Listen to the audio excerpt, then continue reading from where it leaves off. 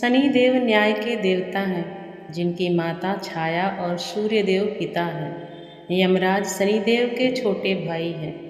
धार्मिक ग्रंथों के अनुसार न्याय के देवता शनिदेव को लोग उनके कर्मों के आधार पर फल देते हैं।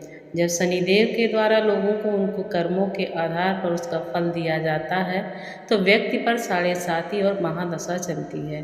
जब शनिदेव की साढ़े साती चलती है तो व्यक्ति के जीवन में बहुत सी कठिनाइयाँ आती हैं। विशेष तौर पर शनिवार को शनिदेव की पूजा अर्चना करना विशेष फलदायी होता है।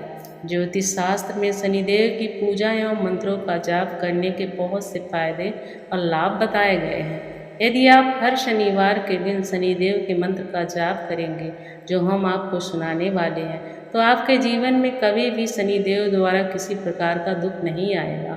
इस मंत्र का हर शनिवार के दिन आपको अवश्य रूप से 108 बार जाप करना है। यह मंत्र आपको धन एवं हर प्रकार की शांति प्रदान करेगा। यदि किसी कारण से इस मंत्र को आप जाप नहीं कर सकते तो हर शनिवार के दिन सुबह और शाम उसको मंत्र को अपने मोबाइल में लगाकर चलाना है। ऐसा करने से भी आपको शनिदेव द्वारा आशीर्वाद प्राप्त होगा। इस बात का विशेष ध्यान रखना कि बीच में मंत्र नहीं छोड़ना है। चलिए मंत्र का उच्चारण करते हैं। ओम सूर्यपुत्राय शनेश्चराय नमः। ओम सूर्यपुत्राय शनेश्चराय नमः। ओम सूर्यपुत्राय शनेश्चराय नमः। ओम सूर्यपुत्राय शनेश्चराय नमः। ओम सूर्यपुत्राय शनेश्चराय नमः।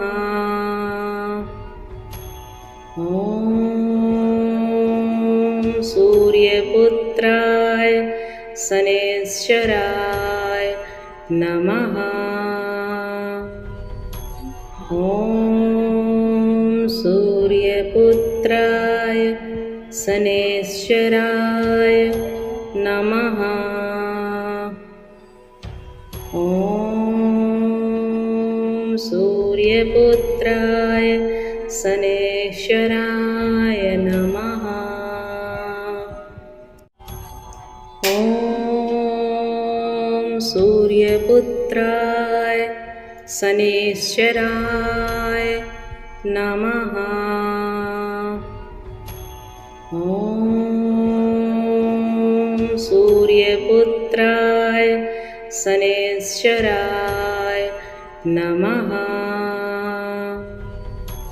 ओम सूर्यपुत्राय शनेश्चराय नमः। ओम सूर्यपुत्राय शनेश्चराय नमः। ओम सूर्यपुत्राय शनेश्चराय नमः। ओम सूर्यपुत्राय शनेश्चराय नमः। ओम सूर्यपुत्राय शनेश्चराय नमः। ओम सूर्यपुत्राय शनेश्चराय नमः। ओम सूर्यपुत्राय शनेश्चराय नमः। ओम सूर्यपुत्राय शनेश्चराय नमः। ओम